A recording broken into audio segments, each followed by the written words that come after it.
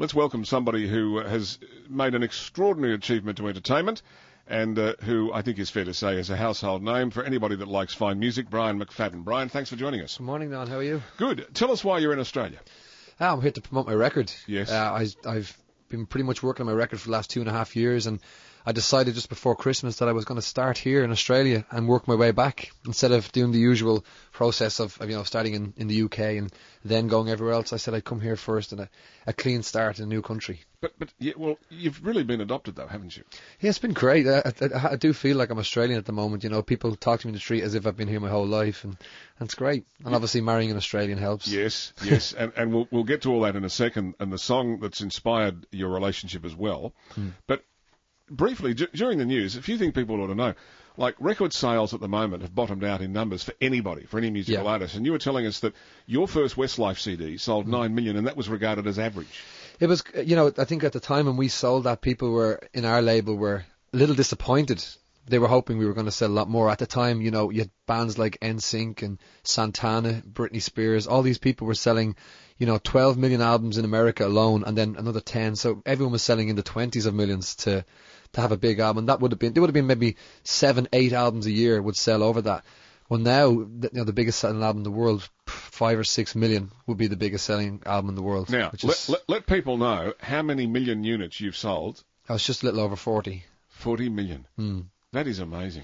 And as I say, even back then, we weren't one of the biggest sellers. We were kind of the middle range for the worldwide sellers at that stage. Yeah.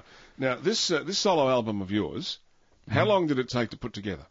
2.5 years. I started writing it. Actually, I probably wrote some of the songs 3 years ago, but I started to focus on making the record 2.5 years ago. And it's pretty much been a writing period right up until October, November last year when I actually started to record the songs. Yeah, and of course, because we had another type of writer entirely in the studio, Jeffrey Archer, a few days ago. Yeah.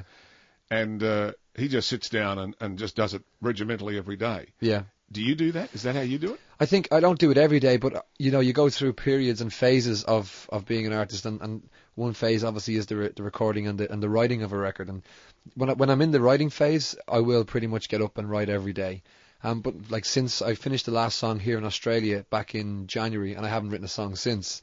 So I think you only do it when you're in that actual writing phase. Yeah. Now, if you'd like to meet Brian McFadden and say hello, 82230000, and likely you will pick up your Set in Stone CD. Now, why Set in Stone? Well, it was actually it's the last track on the record. I think it's got to do with the fact I'm Irish and we build the roads all over the world. So I just wanted to have a little bit of a thing to do with that, Set in Stone. Yeah. I'm joking. I don't know. I wrote that song, one of the first songs for the record, and I don't know, the title it just means something to me, and I can't really put my finger on exactly why it's related to the album title. But I'm hoping that this record will put my career set in stone again, and just hopefully this is the one that I'll be remembered for. Now, the single on this album is Like Only a Woman Can. Yeah. Was it you that chose it at the single, or was it the record company? It was me, actually. The record company wanted me to go with something that was a little bit more radio friendly, something that would be played on every radio station. Whereas for me, I felt this song would probably have a better connection with people. Because at the moment, record companies just want to put whatever song is up tempo and will be played by all the stations, and they kind of steer away from ballads and songs that are a bit slower. But for me, my whole last album, I didn't really have any ballads, and I wanted to have one song that when people hear it, they can have an emotional connection to it. Do you get writer's block? I never get writer's block. I just get, I'll go through a phase where a lot of the songs are just crap, pretty much. It's not an actual block. So who sorts the wheat from the chaff? Are you your own worst critic, or do you get someone else to do that? No, I've got people around me. I've got people like Delta and my friends and my manager as well. And I just play it to a few different people. I have a little selection of people who I kind of, get to vet all my songs. Now, this song that you've chosen as your single is also about Delta, isn't it? It is. Well, it's inspired by Delta, obviously. Yeah, lyrics, yeah. Has she made any contribution to any of your songs in any way? She has. Well, we only really started our we've got a production company now called The Elements, which there's 4 of us, and we pretty much did most of Delta's record together. But we only did 2 or 3 songs on my record because it started so late, and I'd pretty much done most of my record before we formed. So, but she does a lot of backing vocals and stuff on it, and That's kind of how we work We're together. talking with Brian McFadden, who's got a brand new CD coming out soon. It's on the 19th. It's released, called Set in Stone. If you'd like to win a copy, 82230000. He might even autograph it for you. Tell me, with all the sales, you must get a lot of fan mail. Not so much anymore. I think for the first few years when we had that whole boy band phase and you have the screaming girls and stuff like that. But I think as we got older, probably 5-6 years into it, all those screaming girls had become ladies and had become 20, 21, and that kind of thing stops. And and with the internet now, fan mail is kind of dead now because people just send blogs or they go onto your website and they'll write little messages. So I think the era of pop stars getting fan mail is actually gone.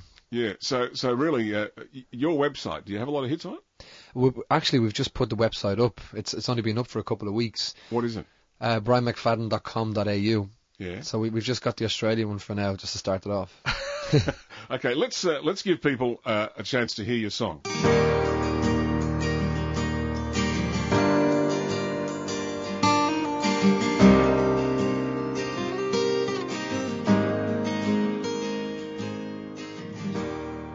wasn't perfect,